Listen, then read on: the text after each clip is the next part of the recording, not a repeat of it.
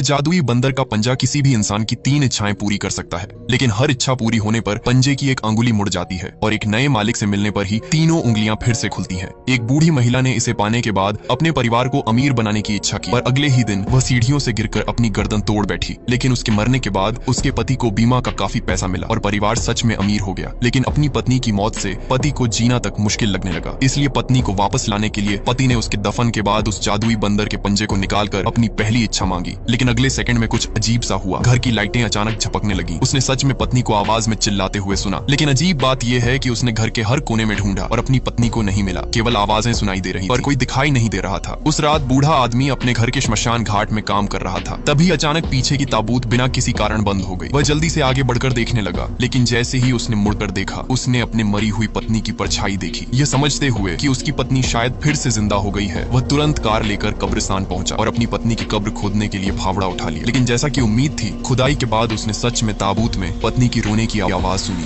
उसे डरा कर उसने जल्दी कॉफिन